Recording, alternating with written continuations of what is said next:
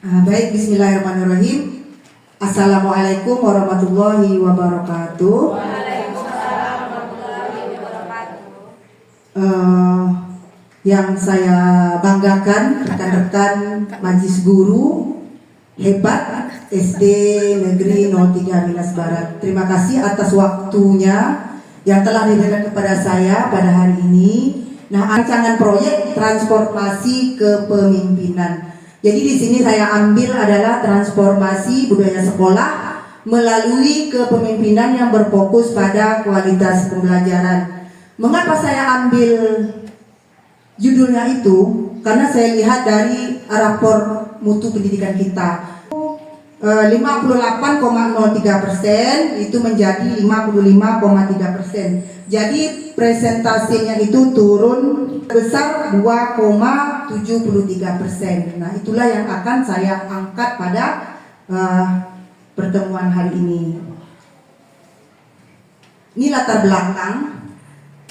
Kita ketahui bersama bahwa SD Negeri 03 Minas Barat itu adalah sekolah yang akreditasi A. Sekolah kita yang Bapak Ibu akreditasi A yang memiliki prestasi yang baik. Kita memiliki 325 siswa, kemudian memiliki sumber daya manusia sebanyak 25 orang. Ya, kita inilah yang hebat, kepala sekolah, guru juga guru hebat, tenaga kependidikan, kemudian pegawai pustaka dan penjaga sekolah. Kemudian sarana kita seperti lapangan tersedia, ruang pustaka, ruang komputer dan komputer juga, serta jaringan internet yang stabil sehingga memudahkan siswa kita untuk mengikuti ujian ANBK. Di sekolah sebagai institusi pendidikan bukan hanya tempat transfer ilmu, tetapi juga pusat pembentukan budaya belajar yang sehat.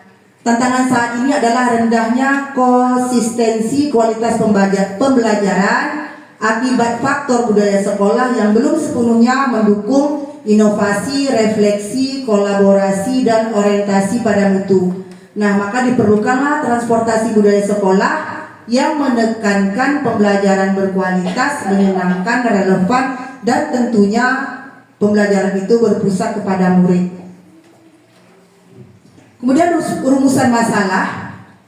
Ini identifikasi masalah dari latar belakang yang saya angkat. Yang pertama, guru terbiasa dengan pola mengajar tradisional, sulit beradaptasi dengan pendekatan pembelajaran aktif.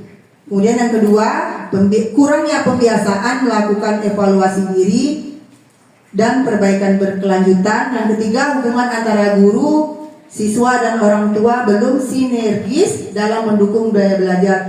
Kemudian kenapa transformasi ini perlu? Itu yang pertama, budaya adalah fondasi mutu sekolah. Sekolah dengan budaya yang positif, kolaboratif, reflektif, berorientasi belajar, cenderung menghasilkan pembelajaran yang bermakna. Selanjutnya perlu karena meningkatkan kualitas pembelajaran, yaitu membantu guru mengajar dengan metode aktif, kreatif, dan sesuai dengan kebutuhan siswa, sesuai dengan gaya belajarnya, ya, seperti pembelajaran berdiferensiasi. Jadi kita dalam mengajar itu ya sesuai dengan gaya siswa. Ada yang bisanya di audio, ada yang di visual, ada yang kinestetik. Jadi itu maksudnya sesuai dengan kebutuhan siswa. Kemudian menghadapi tuntutan zaman. Ya, zaman sekarang ini kita lihat teknologi yang canggih, masyarakat itu berkembang cepat. Kemudian sekolah perlu menyiapkan siswa dengan kompetensi abad 21. Itu sesuai dengan visi kita, kan, mewujudkan siswa yang berkompetensi di abad 21. Ini dikategorikan dengan 4C itu: kritis, kreatif, kolaboratif, dan komunikatif. Nah, ya itu ya, sesuai dengan kompetensi abad 21.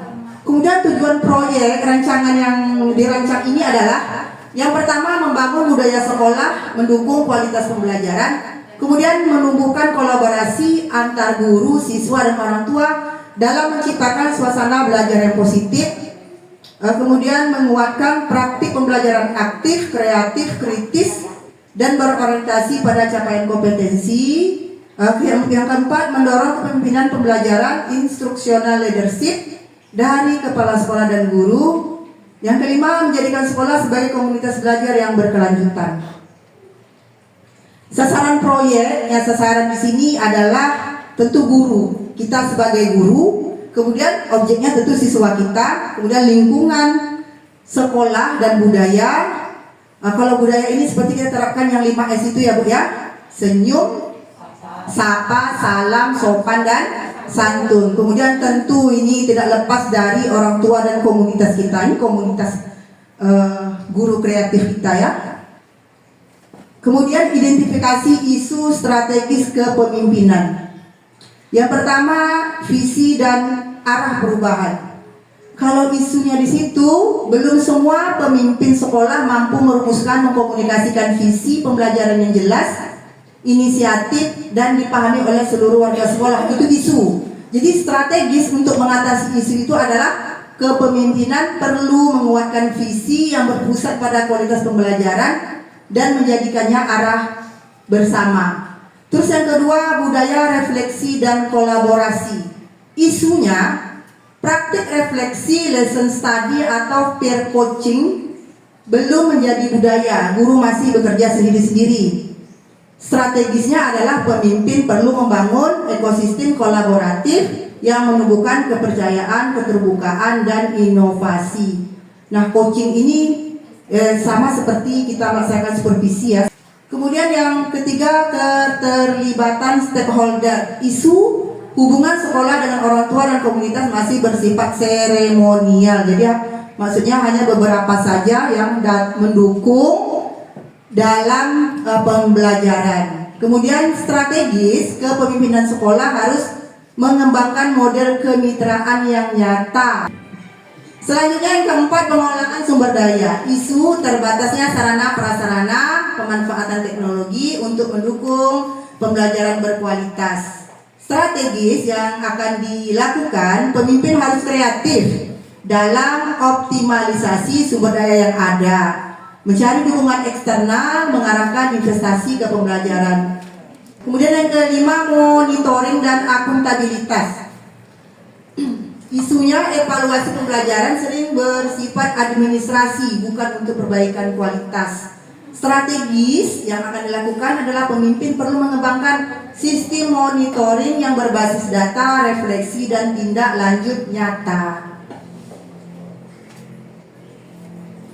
Nah, ini adalah inovasi dan transformasi yang dihadirkan, yaitu forum refleksi guru, Ignite Ide, dengan menggunakan pendekatan design thinking. Ada di sasaran proyeknya itu kita pakai yang SMART. SMART itu spesifik, kemudian M itu adalah measurable ya, kemudian A itu achievable, kemudian relevan dan time bound atau batas waktu. Kemudian untuk sasarannya yang pertama tadi kan guru, ada peserta didik, ada orang tua. Kalau guru ini dia mampu merancang, sebagai guru mampu merancang dan melaksanakan pembelajaran aktif, kreatif, dan berdiferensiasi. Itu tadi yang saya sampaikan, sesuai dengan gaya belajar siswa. Kemudian bisa kita ukur, bisa itu diukur apabila 80% guru menerapkan strategi pembelajarannya di kelas secara aktif. Kemudian apa yang kita dapat, yang dicapai, itu dilaksanakan bisa melalui workshop, ya Bapak Ibu, kemudian lesson study atau peer teaching sesama kita. Kemudian yang relevannya selaras dengan visi sekolah dan kurikulum merdeka. Ini time bound-nya atau batas waktunya adalah setahun. Kemudian indikator keberhasilannya tentu jumlah guru yang mengikuti pelatihan, presentasi guru yang melaksanakan praktik pembelajaran aktif. Nah, untuk peningkatan yang kedua itu adalah peserta didik atau siswa. Ini juga siswa sangat penting dilibatkan. Jadi siswa itu lebih aktif, mandiri, dan kolaboratif dalam pembelajaran. Itu akan tercapai bila 70% siswa menunjukkan peningkatan keterlibatan, partisipasi, refleksi, dan hasil belajarnya. Dari hasil belajar itu bisa kita lihat ya Bapak Ibu, apakah dia sudah mandiri, kolaboratif dalam pembelajaran. Kemudian kegiatannya bisa berbasis proyek, forum refleksi atau klub belajar. Terus mendukung tujuan pendidikan karakter dan keterampilan abad 21 yang 4C tadi. Dan batas waktunya adalah 12 bulan indikator keberhasilannya, jumlah siswa yang berpartisipasi dalam proyek belajar, kemudian hasil survei kepuasan siswa terhadap pembelajaran, kemudian capaian keterampilan 4C dan penilaian proyek. Nah, untuk penguatan budaya sekolah ini, terbangunnya iklim belajar positif, inklusif, dan kolaboratif. Minimal 3 inovasi budaya belajar seperti pojok literasi, area karya siswa, dan papan refleksi. Ini saya rasa di bagian ini kita di kelas sudah punya semua. Ada pojok baca. Kemudian mungkin papan refleksi itu kita belum ada ya, Ibu ya. Itu perlu juga kita buat untuk mengetahui bagaimana perasaan siswa pada saat selesai pembelajaran. Apakah dia mengerti? Nanti bisa dituangkannya di papan refleksi. Terus sumber daya dimanfaatkan dari sekolah dan dukungan komite, mendukung suasana sekolah yang ramah dan berkarakter. Ini batas waktunya 6 sampai 12 bulan. Hasil keberhasilannya nanti bisa kita lihat dari jumlah fasilitas belajar yang dibuat, kemudian tingkat penggunaan fasilitas oleh guru dan siswa, kemudian observasi suasana kelas dan lingkungan sekolah. Kemudian yang terakhir ini adalah keterlibatan orang tua dan komite. Jadi orang tua sangat berperan penting. Salah satunya adalah aktif dalam mendukung pembelajaran. Dia akan berhasil apabila 60% dari orang tua itu terlibat dalam kegiatan yang ada di sekolah. Seperti apa kita laksanakan hari guru, misalnya kan dia ikut terlibat, atau upacara 17-an kan mereka ikut terlibat tuh. Itu otomatis sudah berhasil. Kemudian forum rutin orang tua, guru, dan pameran karya. Nah, perlu juga kita buat seperti ini, forum rutin antara orang tua dan guru, kemudian juga pameran karya, kita libatkan mereka. Terus mendukung kolaborasi sekolah dengan keluarga dan masyarakat. Ini rentang waktunya 1 tahun. Jadi indikator keberhasilannya adalah presentase kehadiran orang tua dalam forum sekolah, kemudian jumlah kolaborasi kegiatan dengan komunitas, kemudian feedback orang tua tentang pembelajaran anaknya. Kemudian yang tadi kan ada pendekatannya design thinking. Ini dia pendekatan design thinking dalam transformasi budaya sekolah. Ini ada beberapa langkah, ada 6 langkah. Langkah yang pertama itu empati, berempati. Contoh kegiatan sekolah yang berempati itu wawancara siswa tentang pengalaman belajar, apa yang mereka sukai dan apa yang mereka tidak sukai ya. Kemudian diskusi guru terkait tantangan mengajar atau motivasi, mungkin karena motivasi siswa itu rendah atau metode yang kita sampaikan monoton. Nah, seperti itu. Output yang dihasilkan itu adalah peta kebutuhan dan tantangan pembelajaran dari perspektif siswa, guru, dan orang tua. Kemudian data awal masalah utama seperti motivasi, metode, dan lingkungan belajar. Kemudian perlu juga yang empati itu survei dari orang tua tentang dukungan belajar anak di rumah. Jadi memang orang tua dan guru ini harus saling berkolaborasi ya. Kemudian yang kedua define, merumuskan masalah. Contoh kegiatan yang bisa kita laksanakan itu seperti workshop internal guru untuk menyusun problem statement. Kemudian contoh merumuskan masalah, bagaimana menciptakan pembelajaran yang lebih aktif, menyenangkan, dan mendorong keterlibatan siswa. Output yang dihasilkan, pernyataan masalah yang jelas dan terfokus, kemudian prioritas isu strategis yang akan diatasi, misalnya metode pembelajaran monoton, siswa yang pasif, atau orang tua kurang terlibat. Nah, itu yang dihasilkan. Bagaimana caranya kita untuk mengatasi isu-isu itu agar pembelajaran kita tidak monoton, agar siswa kita yang pasif menjadi aktif, dan orang tua yang kurang terlibat menjadi terlibat, ikut berperan dalam proses pembelajaran siswa. Kemudian menghasilkan ide ini brainstorming bersama guru, siswa, dan orang tua. Kemudian menyusun daftar ide inovasi, pojok literasi, showcase karya siswa, kelas berbasis proyek, atau forum refleksi bulanan. Output yang dihasilkan itu kumpulan ide solusi kreatif untuk meningkatkan kualitas pembelajaran, kemudian proposal inisiatif awal untuk uji coba. kemudian prototype atau rancangan proyek. Seperti membuat papan refleksi mingguan siswa untuk menuliskan pengalaman belajar, itu penting tuh Bu. Jadi kita juga perlu juga kan kita membuatkan papan refleksi. Kan perlu juga kita rasakan apa hari ini, perasaan kita bagaimana. Ya nggak Ibu? Perlu kan? Kita buat papan refleksi. Iya, itu salah satu bisa meningkatkan kualitas pembelajaran kita itu. Terus menyelenggarakan mini workshop orang tua cara mendukung literasi di rumah. Bisa kita undang orang tua. Mungkin bisa kita laksanakan untuk kedepannya ya, kita coba.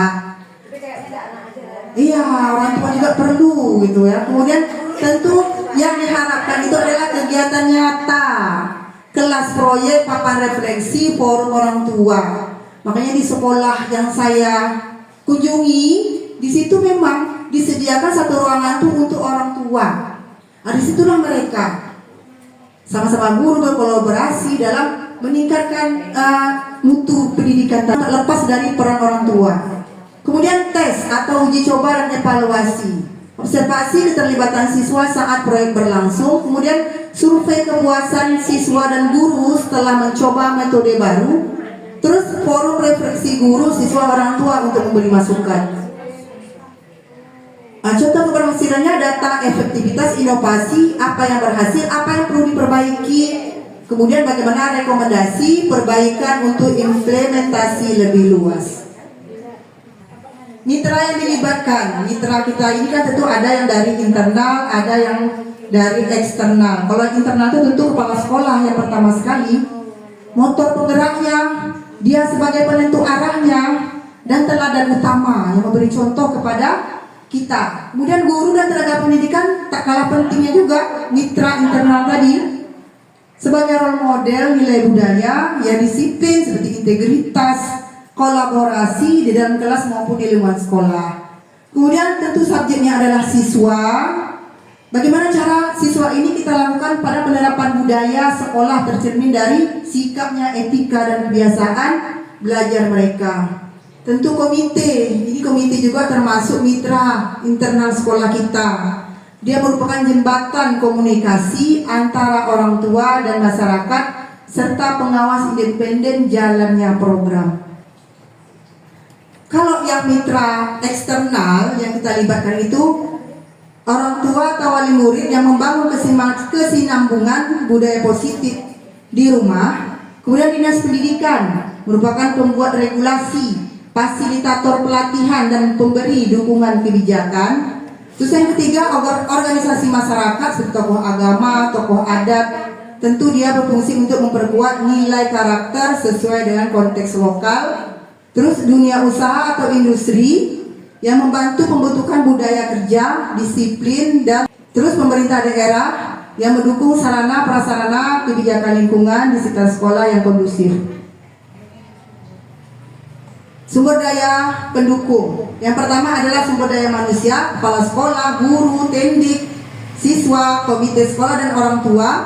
Kemudian pendampingan eksternal seperti konsultan psikologi pendidikan, akademis atau fasilitator. Kalau kepala sekolah tadi kan udah tahu sebagai penggerak utama, dia menggerak, dia menjadi teladan dalam menciptakan budaya positif di sekolah. Kalau memang sudah seperti itu, udah dia sebagai teladannya, otomatis gurunya akan mengikuti penggerak utama tadi. Kemudian sumber daya pendukung yang kedua itu ada yang finansial. Ini seperti anggaran sekolah, seperti dana BOS. Itu salah satu pendukung untuk menciptakan budaya sekolah. Kemudian dukungan dana dari pemerintah daerah atau dinas pendidikan. Terus partisipasi komite sekolah juga dan masyarakat juga sangat mempengaruhi.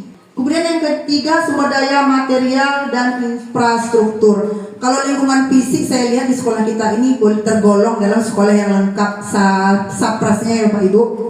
Ruangnya kondusif, sarana olahraganya ada, lapangan ada, kemudian ruang pustaka juga ada. Tinggal nanti kita mengkondisikan bagaimana supaya lebih baik lagi. Terus selanjutnya media pembelajaran. Mungkin kita bisa tempel atau kita buat itu poster nilai-nilai budaya, atau kita buat papan pengumuman.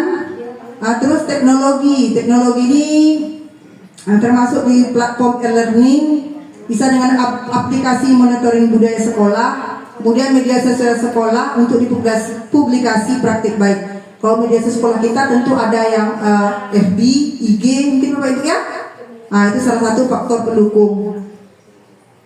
Kemudian monitoring dan evaluasi. Nah, indikator ini akan berhasil apabila input, dukungan kebijakan, pelatihan guru dan fasilitas itu otomatis pasti akan berhasil. Kemudian prosesnya adalah implementasi budaya positif di kelas dan di sekolah. Kemudian outputnya peningkatan keterlibatan siswa, kemudian iklim belajar yang kondusif juga. Kemudian outcome itu peningkatan hasil belajar, karakter positif siswa dan kepuasan stakeholder.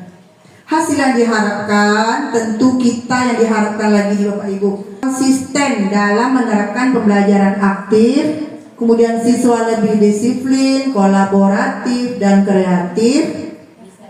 Yang kita harapkan peningkatan hasil asesmen siswa itu akademiknya dan karakternya itu baik, kalau bisa kan lebih baik. Kemudian lingkungan sekolah yang kondusif dan berorientasi pada pembelajaran. Dampak dan berkelanjutan. Dampak yang pertama bagi guru, bila rancangan proyek kepemimpinan itu kita laksanakan, dampaknya tentu guru itu lebih profesional dia, lebih kreatif dia, lebih reflektif dia dalam mengajar. Kemudian otomatis guru itu memiliki motivasi dan rasa tanggung jawab yang lebih tinggi. Kemudian dampaknya kepada siswa dapat meningkatkan motivasi belajarnya, disiplin, kerjasama, dan karakter positif. Terus hasil belajar akademik dan keterampilan abad 21 itu semakin meningkat. Kalau untuk sekolah, dampaknya adalah iklim sekolah lebih kondusif, inklusif, dan berorientasi pembelajaran. Nah, selanjutnya tercipta budaya inovasi dan kolaborasi berkelanjutan.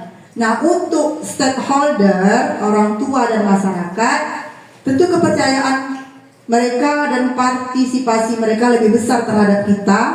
Kemudian sekolah kita juga dipandang sebagai pusat pembelajaran dan pembentukan karakter.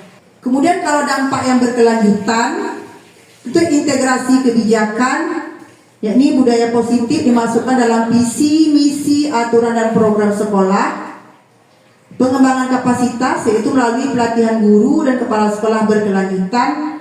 Bisa juga kita melakukan pembentukan komunitas belajar guru. Terus keterlibatan stakeholder dengan melibatkan orang tua, komite sekolah dan masyarakat aktif terlibat. Kemudian membangun kemitraan dengan lembaga lain untuk mendukung program.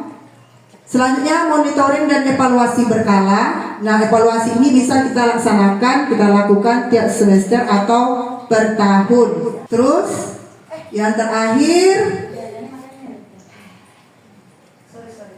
dokumentasi dan diseminasi, yaitu praktik baik dicatat dan disebarluaskan agar bisa ditiru oleh sekolah lain. Demikian yang saya sampaikan. Terima kasih atas perhatian Bapak dan Ibu. Assalamualaikum warahmatullahi wabarakatuh.